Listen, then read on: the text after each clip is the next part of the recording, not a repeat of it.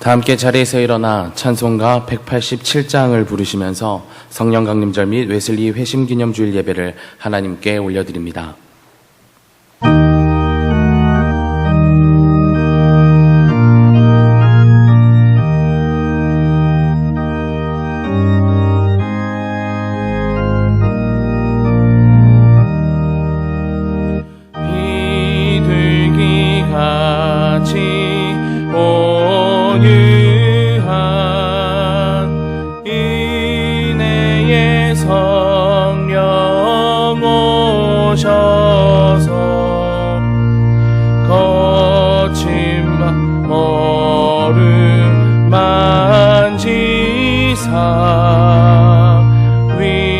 위로와 평화 주소서.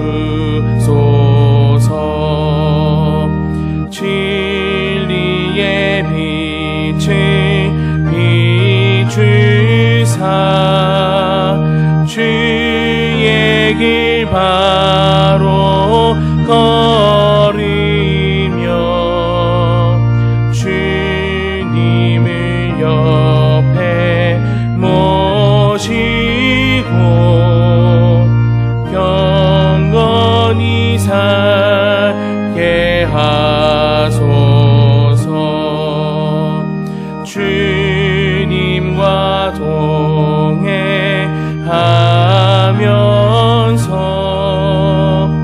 거룩한 길로 행하며 진리의 예수 붙잡고 길 잃지 않게 하소서. 연약한 나를 도우사 하나님 나라 이르러 주님의 품에 안기는 영원한 안식 주소서.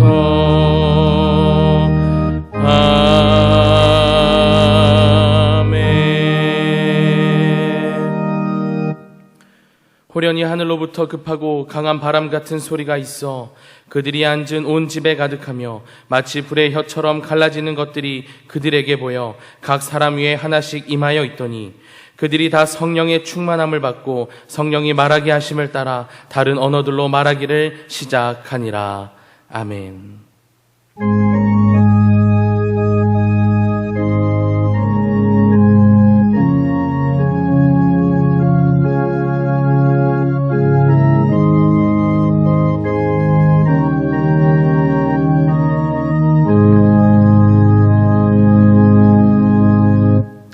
자리에 앉으시겠습니다. 교독문 136번 성령 강림 두 번째 말씀을 교독합니다. 교독문 136번 성령 강림 두 번째 말씀을 교독하겠습니다.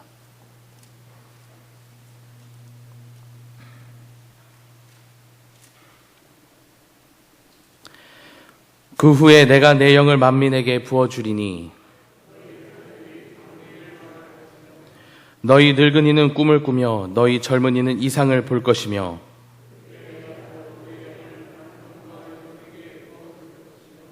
내가 이적을 하늘과 땅에 베풀리니 곧 피와 불과 연기 기둥이라. 해가 어두워지고 달이 핏빛같이 변하려니와 이는 나 여호와의 말대로 시온산과 예루살렘에서 피할 자가 있을 것이며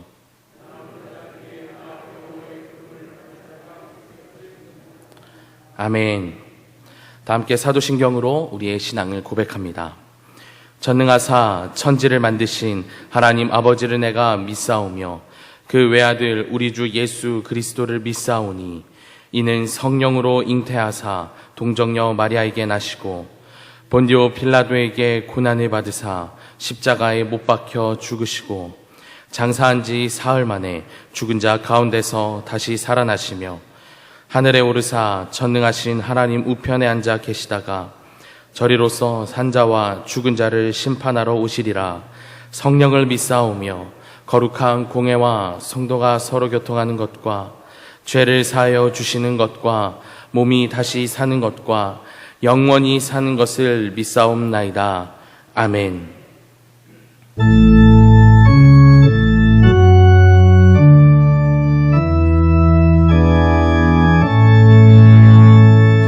성부 성자와 성령 찬송과 영광 돌려보내세. 태초로 지금까지 또 영원 무궁토록 성삼위께 영광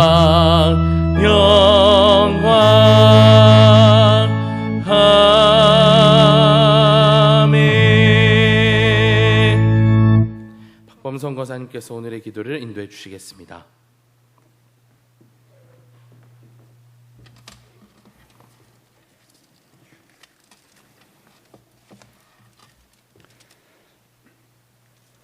기도하겠습니다. 언제 어디서나 택하신 백성과 함께 계시는 주님, 저희를 주님의 선하신 뜻대로 이끌어 주심을 감사드립니다. 온 세상에 생명 있는 것마다 푸른 옷으로 갈아입으며 생명 있음을 찬양하고 있는 것 같습니다. 모든 것이 주님의 주신 은총임을 생각하며 더욱 주님께 영광 돌립니다. 또한 이 좋은 계절에 저희에게 가정을 꼼꼼히 돌아볼 수 있는 기회도 주심을 감사드립니다. 주님 택하신 가정마다 사랑을 쏟아 부어주시는 주님의 은혜를 더욱 깊이 깨닫고 느낄 수 있게 하시며 안정되고 평안한 가정이 될 수 있도록 인도하여 주시옵소서. 가족 중에 누구라도 질병으로 고통당하는 일이 없게 하시고 다툼이 일어나지 않게 하시며 반목과 질시로 갈라져 깨지지 않도록 붙들어 주시옵소서. 계획하는 일마다 평안한 가운데서 이루어지게 하시고 언제나 사랑에 넘치는 교제가 이루어지는 가정과 교회가 되게 하여 주시옵소서. 그리하여 주님이 원하시는 사랑과 믿음의 과실을 많이 맺을 수 있는 가정과 교회가 되게 하여 주시옵소서. 이 사회도 아름다운 모습이 있기를 원합니다. 매일 들려오는 소식들이 아름다운 소식이 되게 하시고 매일 참 기쁨의 소식을 들으며 훈훈한 교제로 이야기꽃을 피울 수 있는 가정, 정감이 넘치는 사회가 되게 하여 주시옵소서. 주님, 자식과 부모로서 책임을 다하지 못하는 가정들도 있습니다. 안타까운 현실을 불쌍히 여기시고 공유를 베풀어 주시기를 원합니다. 낳아주신 부모님을 잘 모실 수 있는 가정이 되게 하시고 자녀들에게 밝은 미래의 유산을 물려줄 수 있는 가정들이 되게 하여 주시옵소서. 교회 주위에는 외롭고 가난하고 허약한 분들도 많사오니 말과 혀로만 사랑을 외치는 교회가 아니라 행함과 진실을 보여줄 수 있는 교회가 되게 하여 주시옵소서. 오늘도 말씀을 증거하시는 목사님을 성령의 능력으로 붙드시고 큰 권능을 더하여 주실 것을 믿습니다. 예배를 돕는 손길에게도 헌신의 마음을 더욱 복되게 하실 것을 믿사옵고 사랑이 많으신 주 예수 그리스도 이름으로 기도드립니다. 아멘.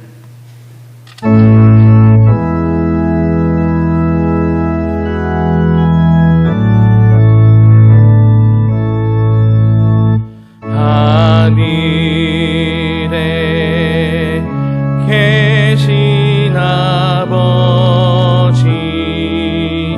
이름 거룩하사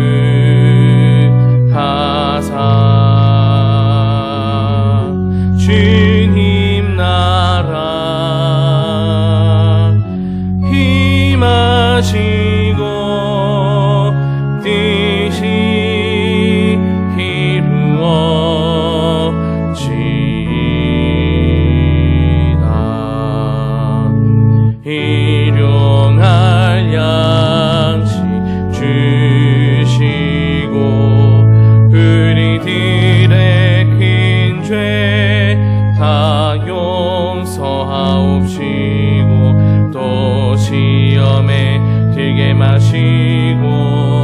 악에서 구원하소서. 대해 주의 나라 주의 권세 주의 영광 영원히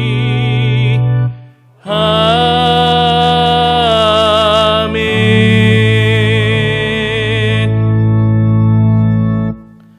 오늘 우리에게 주시는 하나님의 말씀은 에스겔 37장 1절에서 14절까지의 말씀입니다. 에스겔 37장 1절에서 14절까지의 말씀입니다. 구약성경 1209쪽입니다. 에스겔 37장 1절에서 14절까지의 말씀, 하나님의 말씀이 선포될 때 자리에서 일어나시겠습니다. 오순옥 권사님께서 하나님의 말씀을 봉독합니다.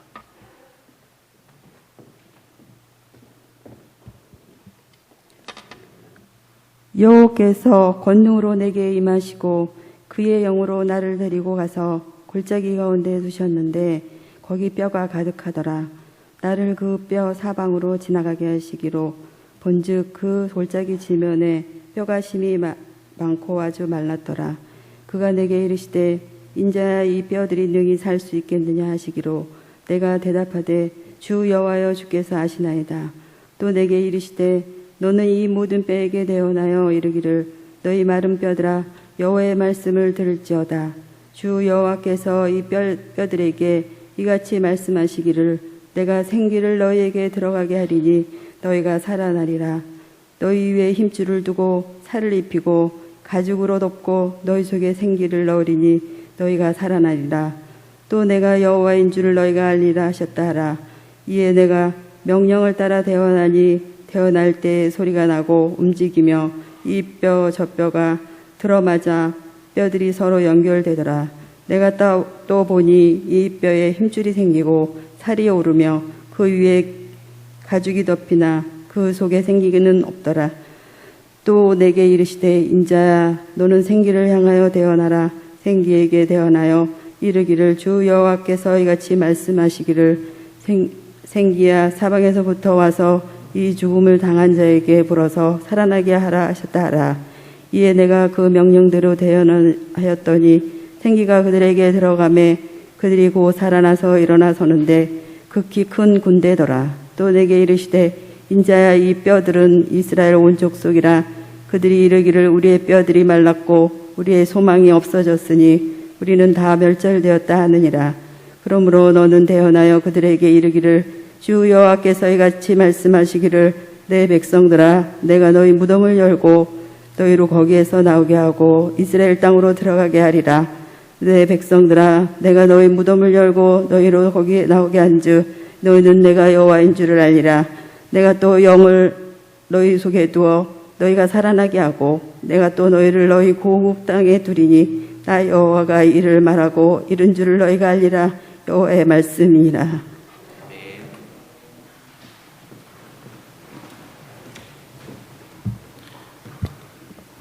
담임 목사님께서 우리는 황무지입니다 라는 제목으로 말씀을 전해주실 때 큰 은혜 받으시기를 바랍니다.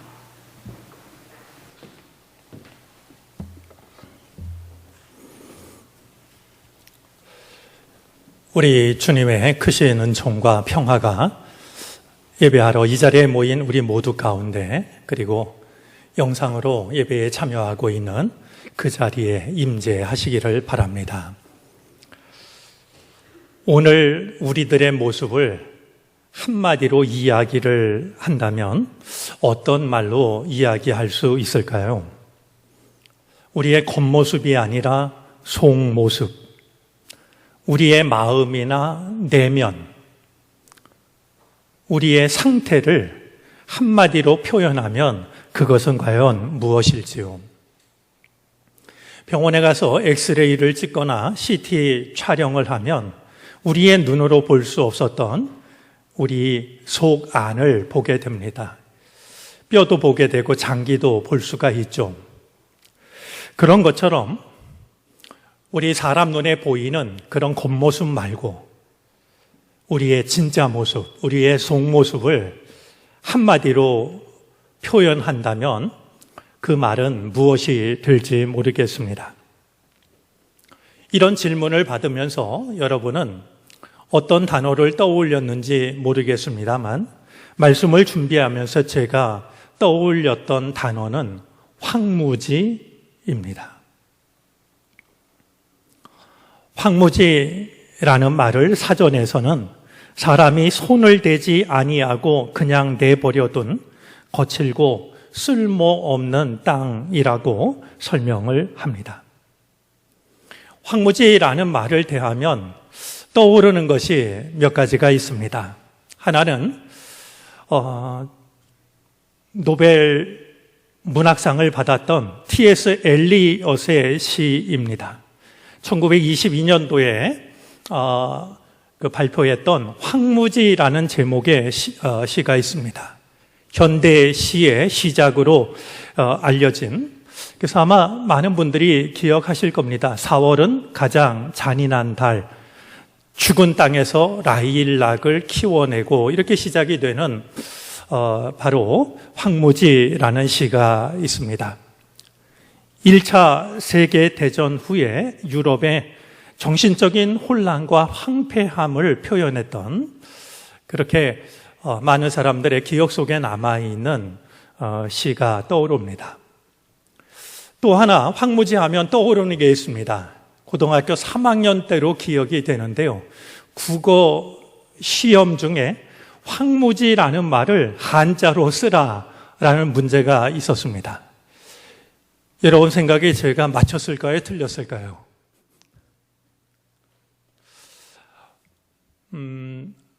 저는 쓰지를 못했습니다.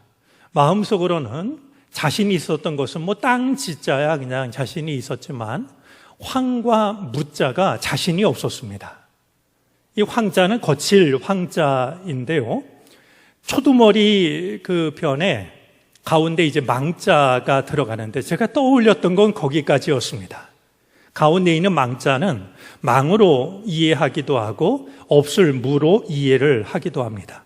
그 아래를 받치고 있는 글자가 따로 있는데 내천자입니다. 결국 거칠다라는 뜻을 가진 이 거칠 황자는 풀도, 한 포기 풀도 또 마실 수 있는 물도 없는 그런 상태가 바로 거칠 황자의 뜻이었습니다. 다음은 이제 무자였는데요. 저는 당연히 없을 무자라고 생각을 했는데 아니었습니다. 그냥 없을 무자 위에 역시 초두머리 변이 있었습니다. 거칠어질 무자였습니다. 결국 답을 쓰지 못해서 지금까지 오히려 황무지는 이렇게 쓰는 거구나 기억에 남아있는 계기가 되었습니다. 또 한 가지 황무지라는 말을 대하면 떠오르는 것이 있습니다. 바로 제 뒤에 걸려있는 짧은 기도문입니다. 오른쪽부터 읽어야 되는데요. 우리 한번 짧은 기도문을 함께 읽어볼까요? 너무 오랫동안 주님의 쟁기 날이 닿지 않은 오늘 우리는 황무지입니다. 인정하실 수 있겠습니까? 교회에 와서 제단을 바라보며 저 기도를 대할 때마다 마음 끝이 찔려오는 통증을 느끼실 수 있는지요? 또 저 짧은 기도문 앞에 그냥 풀썩 주저앉고 싶은 그런 마음도 느껴보셨는지 모르겠습니다. 혹은 저 짧은 기도문 앞에서 엉엉 울고 싶은 그런 마음을 가진 적이 있었는지 모르겠습니다. 저 짧은 기도문을 적을 때 제 심정이 엉엉 울고 싶은 그런 심정이었기 때문입니다. 오늘 우리가 생각하려고 하는 이 에스겔서를 기록한 에스겔은 예레미야와 동시대의 예언자로 활동했던 사람입니다. 예루살렘 성이 바벨론에 의해서 함락이 되고 하나님의 백성들이 이방 나라 바벨론의 포로로 끌려간 바로 그 시절에 하나님의 부르심을 받은 예언자입니다. 예레미야와 다른 점이 있다면 그 시기에 예레미야는 고국 예루살렘에 남아서 예언자 활동을 했는데 에스겔은 바벨론 포로로 끌려가서 포로지에서 예언자로 부름을 받았다는 사실입니다. 현실 속에서는 희망을 발견할 수가 없었기 때문이었을까요? 에스겔은 많은 환상을 봅니다. 여기서 말하는 이 환상은 헛개비를 보는 것이 아니라 사람의 육신의 눈으로는 보이지 않는, 그러나 하나님께서 보여주시는 그런 세계를 믿음으로 바라보는 것을 말합니다. 에스겔서를 펼치면 네 생물 환상, 네 바퀴 환상, 또 두루마리 환상, 새 예루살렘과 새 땅에 대한 환상, 이런 여러 가지 환상들이 나오는데요. 많은 사람들이 기억하고 있는 대표적인 환상 두 가지도 에스겔서에 담겨져 있습니다. 그 하나가 에스겔서 47장에 나오는 성전 문지방에서 솟아나기 시작한 물이 세상을 살리는 강물로 흘러가고 있는, 참 놀랍고 생각할 때마다 가슴을 뛰게 하는 그 환상이 에스겔서 47장에 있습니다.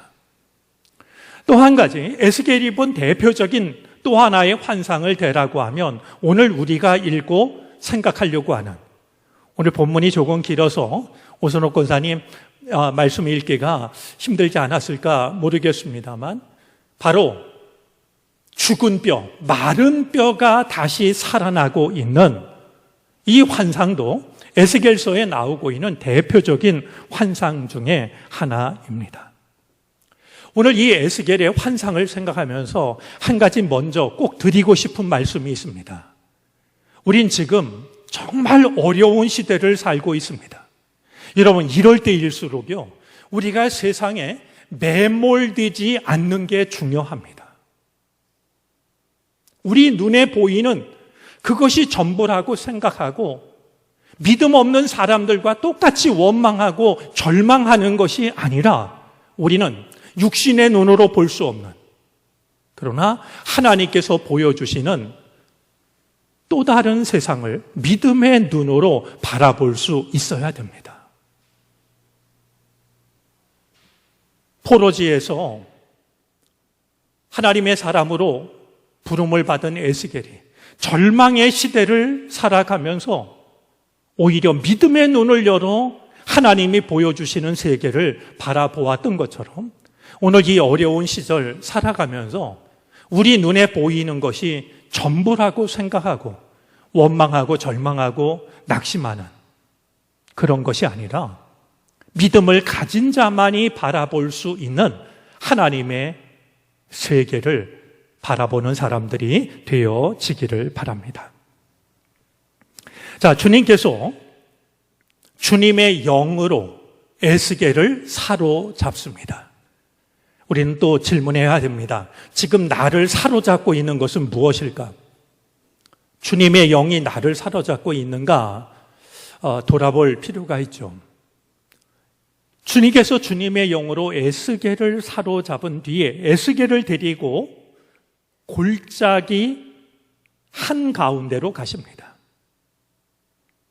그리고 그 골짜기를 사방으로 지나다니게 하시는데 그곳에 보니까 마른 뼈들이 대단히 많았습니다. 지금 하나님께서 하나님의 영으로 에스겔을 붙잡아서 골짜기로 데리고 가고 그 많은 마른 뼈들을 보이고 계시는데요. 하나님께서 보여주고 계시는 이 마른 뼈는 무엇을 나타내고 있는 것일까요? 오늘 말씀이 우리에게 주는 가장 중요한 가르침이 있다면 과연 이 마른 뼈가 무엇을 나타내고 있는가 하는 것이 될 것 같은데요. 어렵지 않게 짐작이 되는 것이 있습니다. 가장 먼저 떠오르는 것은 이스라엘 백성들입니다.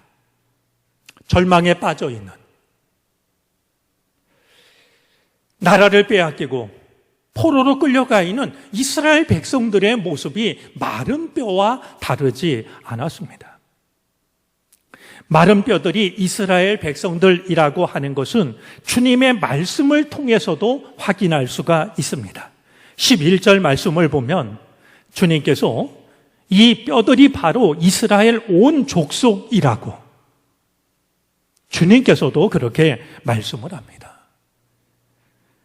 우리 이어지는 말씀을 보면 이 마른 뼈와 다를 것이 없는 이스라엘 백성들은 서로 말하기를 우리의 뼈가 말랐고 우리의 희망도 사라졌으니 우리는 망했다. 제가 세번역으로 읽었습니다만 우리가 가진 성경 말씀으로 보면은요, 11절입니다. 우리의 뼈들이 말랐고 우리의 소망이 없어졌으니 우리는 다 멸절되었다. 모든 것이 다 끝났다. 그렇게 말하고 그렇게 생각하고 있는 이스라엘 백성들이 바로 하나님이 보여주고 계신 마른 뼈였던 겁니다. 뼈가 말랐다라고 말하고 있는데요, 이 뼈라고 하는 것은 사람 몸의 중심뿐만이 아니라 마음의 중심이기도 하고요, 감정의 중심이기도 합니다. 이건 동서양 다 마찬가지인데요, 여러분 우리가 표현할 때도 보면은요, 뼈 아픈 실수 이렇게 말합니다. 여러분 우리가 실수할 때 뼈가 아픕니까?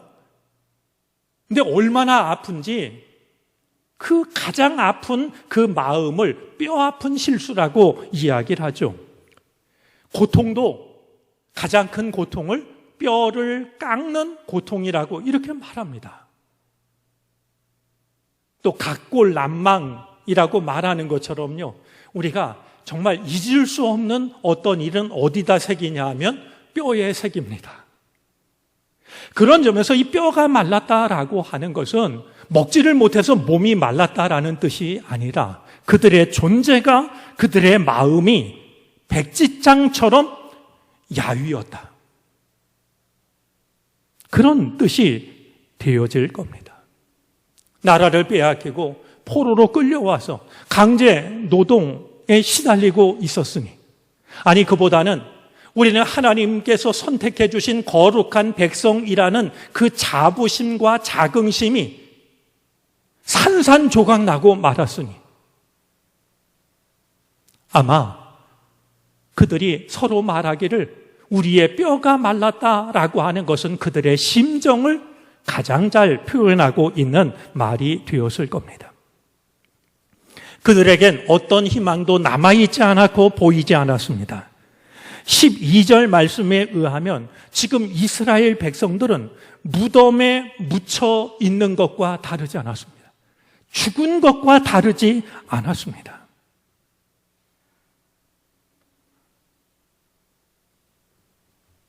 그래서일까요? 오늘 성경 말씀을 보면 하나님께서 보여주시는 마른 뼈는 그냥 마른 것이 아니라 오늘 본문 2절 말씀을 보면 뼈가 심이 많고 아주 말랐다라고, 매우 말랐다라고 이렇게 자세하게 표현을 하고 있습니다. 자, 이 마른 뼈를 생각하면 떠오르는 또 한 사람이 있습니다. 지금 이 마른 뼈를 보고 있는 에스겔 자신입니다. 에스겔의 예언은 크게 두 가지로 나누어집니다. 먼저 1장으로부터 24장까지를 보면은요, 백성들이 가지고 있는 희망이 얼마나 잘못된 것인지를 지적합니다. 설마 하나님이 우리를 버리시겠어? 이제 하나님의 심판이 코앞까지 다가왔음에도 불구하고 아직도 깨닫지를 못하고 있는, 하나님이 우리를 버리실 리 없잖아. 거짓 선지자들의 말을 듣고 낙관하고 있는 그들을 향하여서 하나님의 심판은 피할 수가 없다라고 에스겔은 외쳤습니다. 저는 성경을 통해서 정말 가장 마음 아픈 말이라고 여겨지는데요. 에스겔서 8장 6절 말씀에 보면 하나님이 에스겔을 통해서 뭐라고 말씀하시냐면 너희가 나를 나의 성소에서 떠나가게 하고 있다. 그러니까 하나님을 믿지 않는 나쁜 짓을 하는 사람들이 하나님을 하나님의 거룩한 성소에서 떠나가게 하는 게 아니라 나를 믿는 너희들이 나를 나의 성소에서 떠나가게 하고 있다라고. 나를 믿는 너희들 때문에 내가 있을 곳이 없다라고 말씀하시는 하나님의 아픈 심정을 대할 수가 있습니다. 그런데도 이 이스라엘 백성들은 하나님이 설마 우리를 버리시겠느냐고 낙관을 하고 있었던 거였어요. 그런 에스겔의 예언은 33장으로부터 48장에 이르러 완전히 달라지게 되고 맙니다. 이제 예언했던 것처럼 성전은 무너지고 이스라엘 백성들은 포로로 끌려가고 신앙의 자긍심도 모두 무너지고 말았을 때 에스겔의 예언은 희망의 메시지로 바뀌게 됩니다. 마치 넘어져서 일어서지 못하는 자를 가서 부축해서 일으켜 세우듯이 절망에 빠진 백성들을 일으켜 세웁니다. 그리고 우리가 마음을 하나님께로 돌이키면 하나님께서 우리를 무덤에서 꺼내실 거라고, 다시 고국으로 돌아가게 하실 거라고, 그리고 우리가 생각하지 못한 시간을 예비해 주실 거라고, 절망에 빠진 백성들에게 희망을 전하기 시작합니다. 여러분, 이런 삶을 살았던 에스겔 자신은 어떠했을까요? 하나님께서 부르신 사람이라고 흔들림이 없었을까요? 한 사람의 책 제목으로 널리 알려지긴 했습니다만 상처 입은 치유자라는 말이 있습니다. 여러분, 치유자들은요, 다른 사람이 알지 못하는 상처를 가지고 있습니다. 다른 사람을 붙잡아 주느라고 자신이 입었던 수많은 상처들을 치유자들은 가지고 있습니다. 어쩌면 하나님이 맡기신 일을 감당하지만 다른 사람이 알지 못하는, 다른 사람보다 훨씬 큰 아픔을 가지고 있는 바로 에스겔. 오늘 하나님께서 보여주고 계시는 이 마른 뼈는 에스겔 자신이었을지도 모릅니다. 저는 그런 점에서 오늘 말씀을 읽으면서 떠오르는 모습이 있습니다. 상처 있고 지쳐 쓰러진 에스겔을 일으켜 세우시는, 그리고 품에 안아 다독이시는 하나님의 모습입니다. 이스라엘 백성이기도 했지만 에스겔 자신이기도 하지 않았을까 하는 생각을 하게 되는 것이죠. 마른 뼈를 생각할 때 빠뜨릴 수 없는 또 한 부류의 사람들이 있습니다. 어쩌면 이것이 가장 중요할지도 모르겠는데요. 바로 오늘 우리들입니다.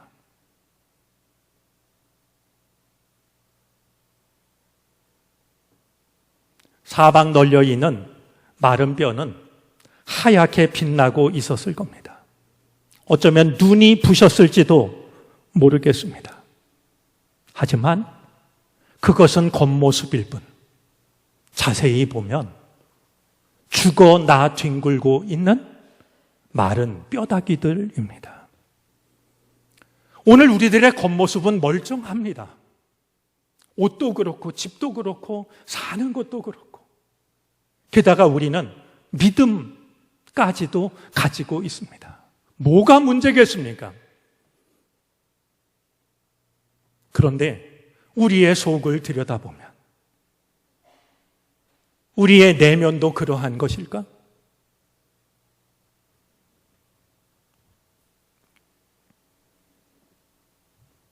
제단에 걸린 기도문대로 하자면 과연 주님의 쟁기날이 내게 닿은 적이 언제였을까?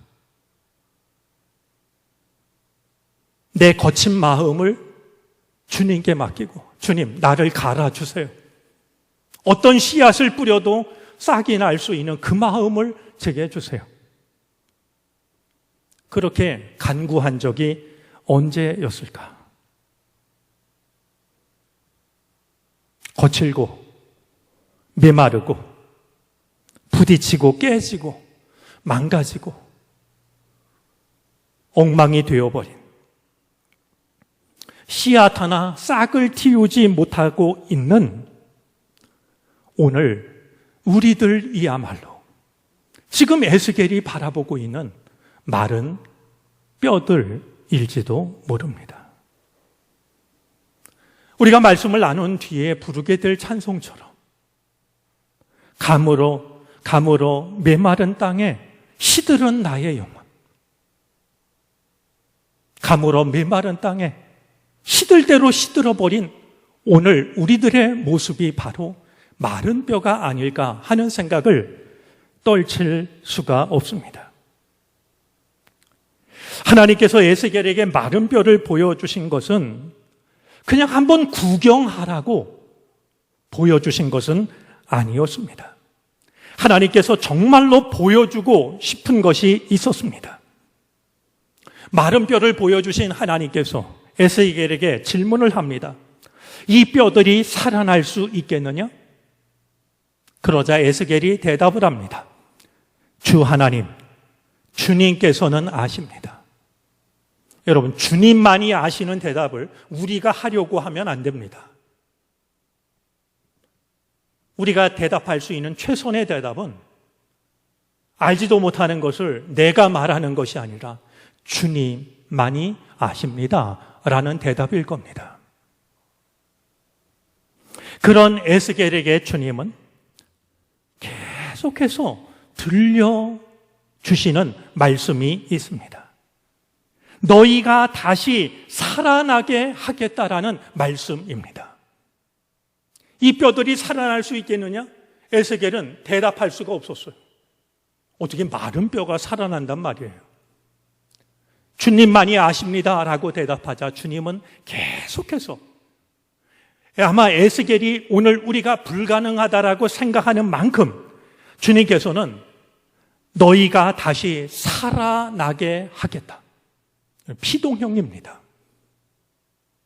뼈가 스스로 살아나는 게 아니라 하나님께서 내가 너희를 살아나게 하겠다. 5절, 6절, 9절 반복되는 말씀을 통하여서 내가 너희를 살아나게 하겠다. 주님은 마른 뼈를 살려내십니다. 아니, 마른 뼈를 살려낼 수 있는 오직 한 분은 주님이십니다. 다시 살아나는 것이, 다시 회복되는 것이 불가능한 상태에서도 주님은 다시 살려내십니다. 우리는 가끔 나 자신에게 묻습니다. 내가 달라질 수 있을까? 불가능하다라고 생각합니다. 내가 절망에서 벗어날 수 있을까? 그것도 가능하다고 여겨지지가 않습니다. 이 괴로운 시간이 지나갈까? 내게도 희망의 시간이, 마음껏 웃을 수 있는 기쁨의 시간이 찾아올 수 있을까? 자신 없을 때가 있습니다. 이렇게 물어야 될 질문 중에는 내 신앙이 다시 살아날 수 있을까? 오늘 한국 교회가 이 사회 속에서 신뢰와 희망을 회복할 수 있을까? 우리는 쉽게 그럴 수 있다라고 생각하지 못합니다. 사실 현실은 암울합니다. 우리들 한 사람 한 사람이 모여서 이루고 있는 한국 교회의 모습을 돌아보아도 그렇습니다. 전에 금요 기도의 시간에도 말씀을 드렸습니다만 부끄럽지만 우리들의 모습입니다. 여러분, 2020년 3월 1일부터요 올해 2월 28일까지 1년 동안이요, 우리 감리교단만 따져볼 때 감리교인의 수가 6만 명이 줄었습니다. 1년 사이에요. 여러분 6만 명이라는 숫자는 600명씩 모이는 교회가 100개가 없어졌다는 얘기입니다. 100명씩 모이는 교회가 600개가 우리 감리교단에서만 없어졌다는 거예요. 제가 더 심각하게 생각하는 지표가 있습니다. 최근에 우리나라 국민들 중에서 비종교인들이, 그러니까 어떤 종교도 갖지 않고 있는 이들이 종교 호감도, 어떤 종교에 호감을 갖고 있는가 하는 것을 조사했는데요. 우리 개신교가, 그러니까 우리 국민들 중에서 종교를 갖지 않고 있는 사람들이 우리 개신교인들을 보면서 호감을 갖는 사람들이 몇 %나 될 것 같습니까?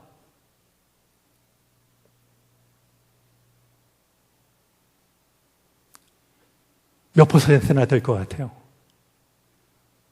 최근의 조사에 의하면요, 6%입니다.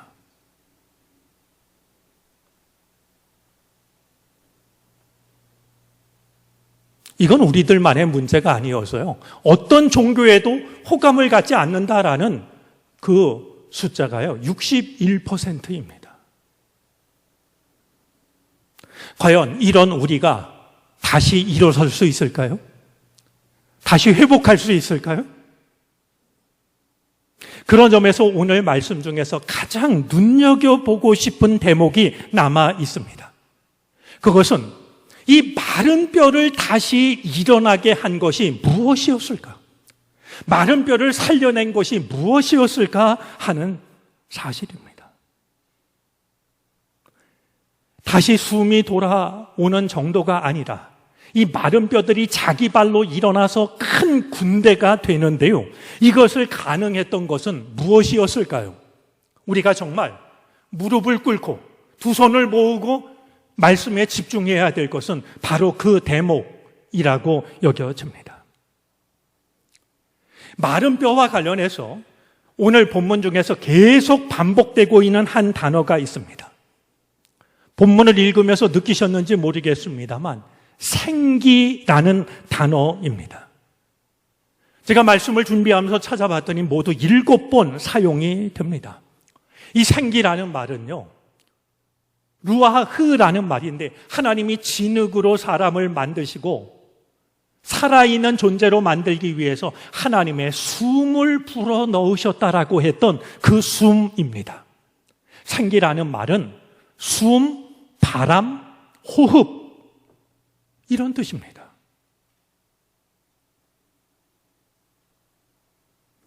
마른 뼈를 일으켜 세웠던 것은 주님의 생기였습니다.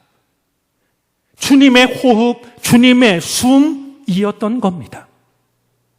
바로 여기에 답이 있습니다.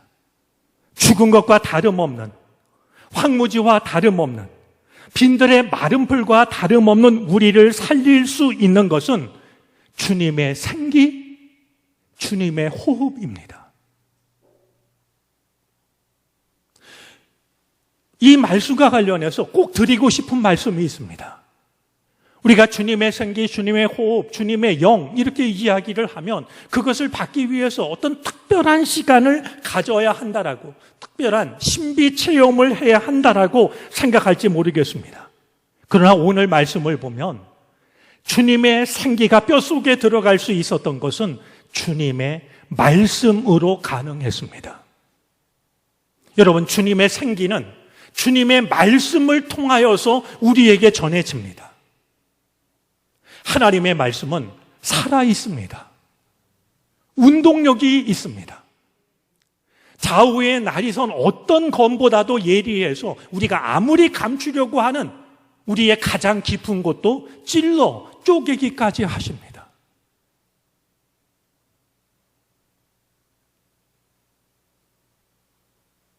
석 달 가뭄 끝에 하늘에서 떨어지는 빗방울이 흙먼지를 적시는 것처럼 지금의 내 상태가 황무지와 다를 것이 없다라고 하는, 마른 뼈와 다를 것이 없다라는 그 마음을 가지고 주의 말씀에 귀를 기울이고 주님의 말씀을 진심으로 받아들이게 될 때 주님의 생기는 우리 안에 들어와서 우리를 살려내실 겁니다.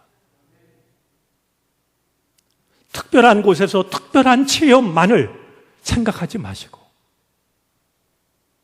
생기를 마른 뼈에게 들어가게 했던 것이 하나님의 말씀이었다는 사실을 기억하시고 말씀을 통하여 하나님의 생기, 하나님의 호흡을 받아들일 수 있기를 바랍니다. 오늘은 성령 강림 주일입니다. 행사치레로 맞이할 것이 아니라 내가 주의 말씀, 황무지와 같았던 나를 인정하며 주님의 말씀을 받아들입니다.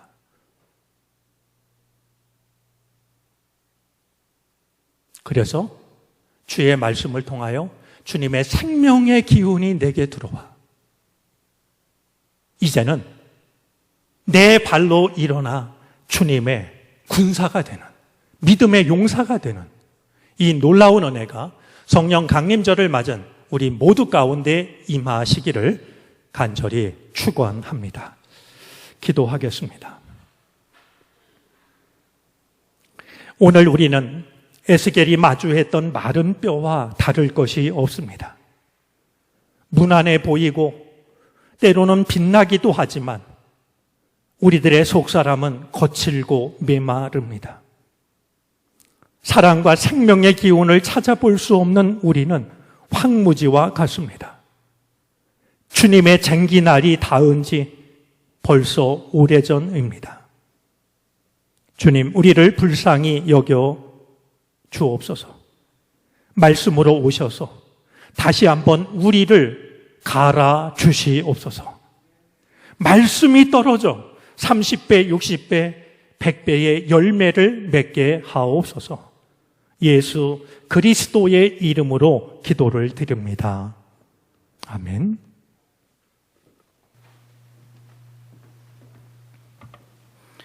찬송가 183장을 찬송합니다. 마지막 절을 부르실 때 자리에서 일어나 드리신 예물을 봉헌합니다.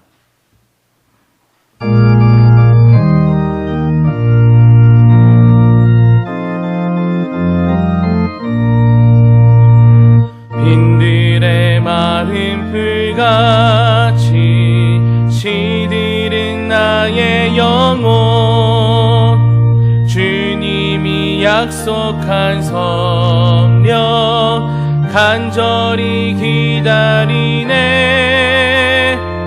가물어 메마른 땅에 단비를 내리시니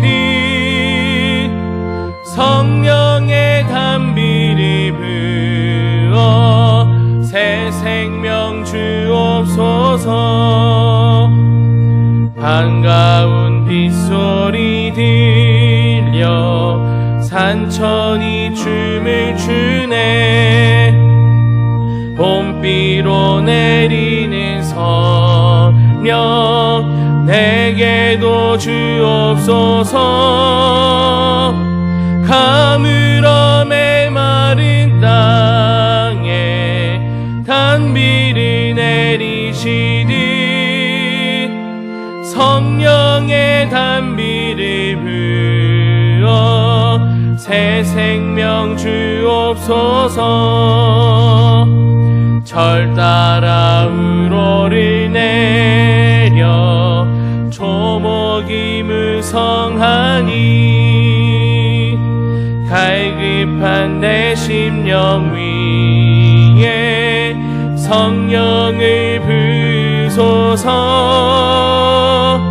가물어 메마른 땅에 단비를 내리시니 성령의 단비를 부어 새 생명 주옵소서. 참되신 사랑의 언약 어길 수 있사오랴.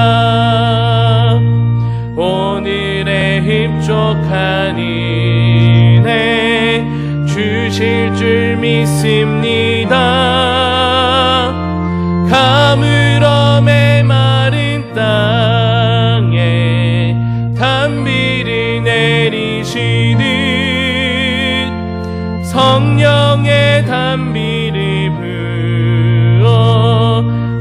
생명 주옵소서. 아멘.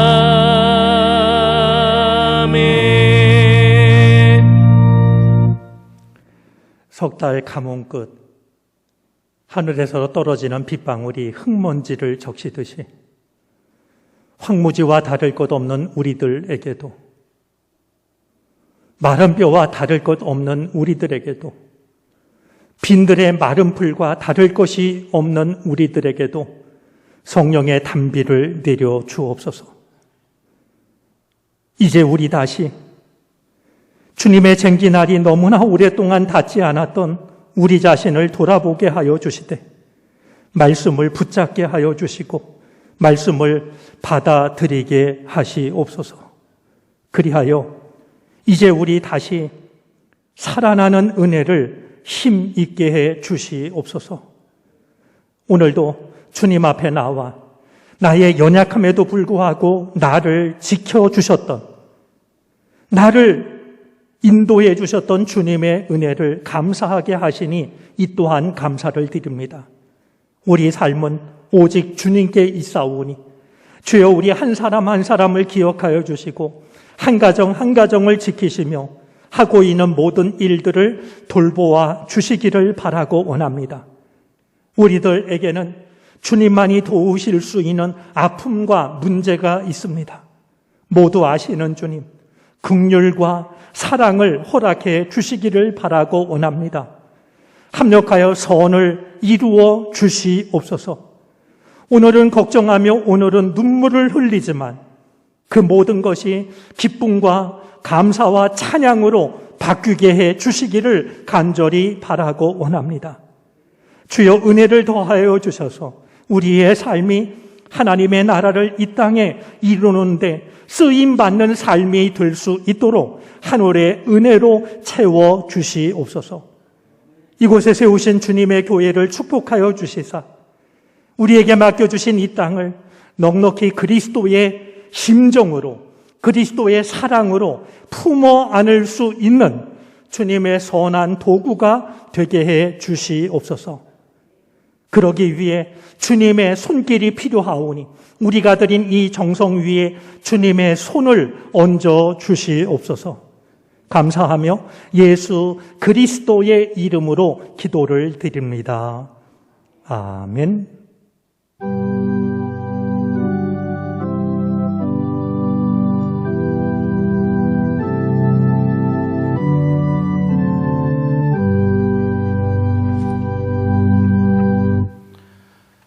자리에 앉으시겠습니다. 교회 소식을 전합니다. 주보 3쪽과 4쪽을 참고해 주시기 바랍니다.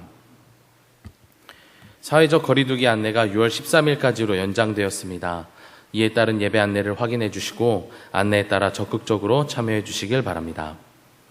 엘리베이터 운용을 안내합니다. 모든 예배 시 지하 2층부터 3층까지 전층을 운행합니다.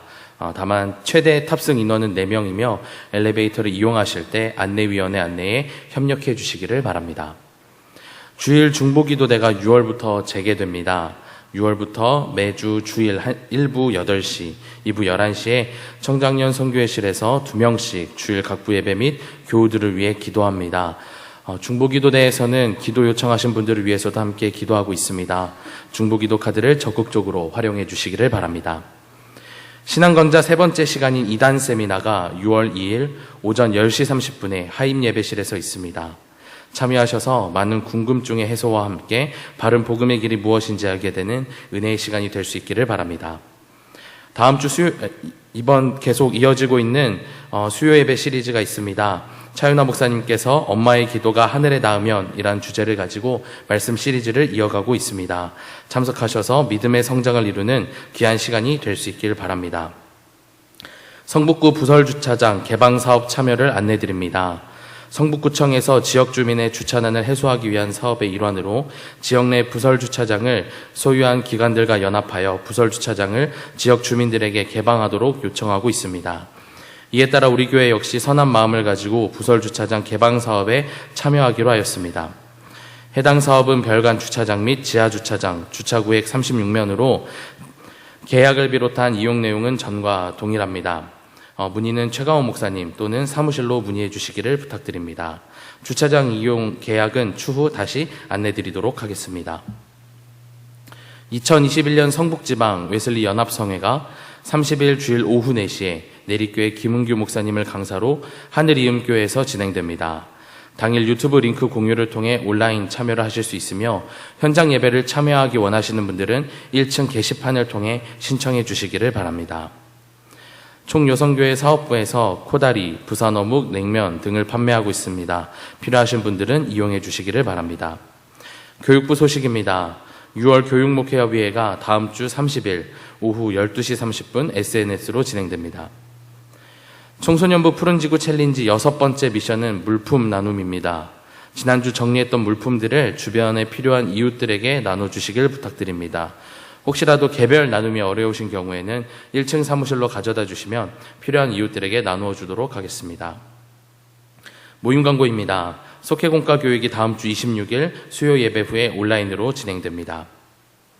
교우 소식입니다. 요양원 및 입원 중인 환우들이 있습니다. 주보를 확인하셔서 함께 중보해 주시기를 바랍니다. 심호일 성도님께서 퇴원하셨습니다. 계속 건강 잘 유지하실 수 있도록 중보해 주시기를 바랍니다. 김상현 장로님, 이정현 권사님 외손녀를 보셨습니다. 함께 축하해 주시고 주님 안에서 믿음 안에서 성장할 수 있도록 함께 기도해 주시기를 바랍니다. 섬김 광고입니다. 최가원 목사님, 이윤아 사모님, 자녀 최가온, 최라온 100일을 감사하여 떡을 대접합니다. 김봉순 권사님 범사에 감사하여 화분을 봉헌합니다. 섬김에 감사드립니다. 담임 목사님께서 성도의 교제를 인도해 주시겠습니다. 우리 교우들 중에 이렇게 혼자 감당하기 어려운 일을 만나서 힘들어 하시는 그런 분들이 있습니다. 우리 교회가 하고 있는 신앙 프로그램 중에요. 중보기도 요청이 있습니다. 저 뒤에 보면 저를 위해 기도해 달라라고 하는 그런 카드가 있는데요. 그게 다 공개되는 카드가 아닙니다. 거기에 공개가 돼서 다 같이 기도하길 원하시는 분은 그렇게 표시하면 되고요. 그렇지 않은 경우는 제가 그 카드를 가지고 함께 기도합니다. 그러니까 힘들고 어려운 일 만나신 분은 누군가의 도움이 필요할 때 중보기도 카드를 이용하시기를 바랍니다. 그리고 우리 교회 지금 광고가 됐습니다만 이제 주차장이 이제 3곳이 있습니다. 그 중에 지하 주차장하고 여기 별관 주차장은요, 구청하고 이제 이렇게 같이 마음을 모아서 우리 지역 주민들을 위한 이런 주차장으로 사용이 되는데 지금까지 우리가 쓰던 것과 달라지는 것은 아무것도 없습니다. 다만 우리가 지역 사회와 함께 하기 위해서 이제 이 일을 하는 건데요. 이제 앞으로 빈자리가 생기면 이웃들도 이렇게 참여할 수 있는 기회를 드리게 될 겁니다. 이렇게 들어오시다 보면 차단기가 있어서 이게 뭔가 이렇게 당황하실 수 있는데 이게 자리가 잡힐 때까지는 사실 어느 차가 들어와도 열리고 또 나갈 때도 열리고 할 겁니다. 다만 사용하시다가 어떤 문제가 생기면 얼른 사무실로 이야기를 해주시면 도와드리도록 하겠습니다. 혼란 없으시기를 바랍니다. 우리 성도의 교제를 나누겠습니다. 옆에 계신 분, 앞뒤에 계신 분, 또 가정에 계신 분 서로 인사 나눕니다. 주의 은혜가 함께 하시기를 바랍니다. 반갑습니다. 우리 오랜만에 얼굴 대화하는 분들이 있는데 반갑습니다. 이제 다 함께 자리에서 일어나셔서 결단 찬송가 559장 사철의 봄바람 불어있고를 찬양합니다. 찬양 후에 담임 목사님의 축도로 예배를 마치겠습니다.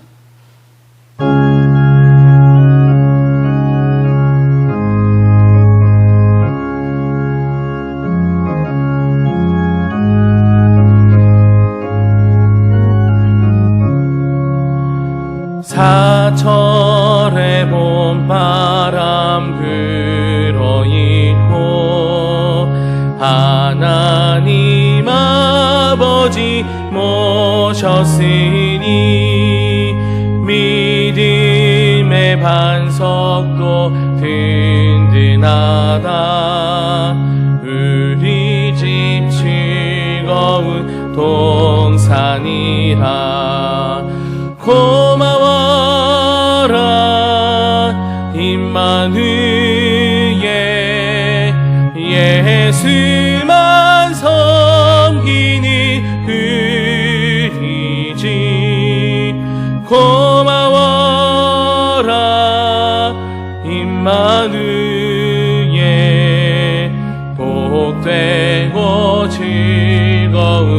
하루하루 어버이 우리를 보이시고 동이들 사랑에 뭉쳐있고 기쁨과 서름도 같이 하니 한간의 초가도 천국이라. 고마워라 임마누엘 예수만 섬기니 흐리지. 고마워라 임마누엘 복되고 즐거운 하루하루 아침과 저녁에 수고하여 다같이 일하는 온 식구가 한 상에 둘러서 먹고 마셔 여기가 우리의 낙원이라. 고마워라 임마누엘 예수만 섬기니 흐리지. 고마워라 임마누엘 복되고 즐거운 하루하루.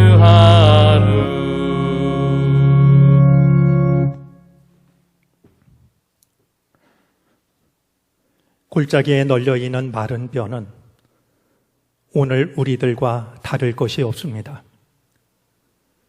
주님의 쟁기날이 닿은 지 너무나 오래가 된 오늘 우리들은 황무지와 다를 것이 없습니다.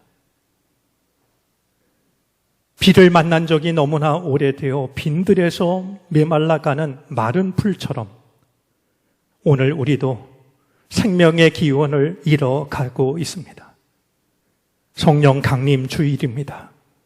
주님의 영으로, 주님의 생기로, 주님의 숨과 호흡으로 우리를 찾아와 주시옵소서.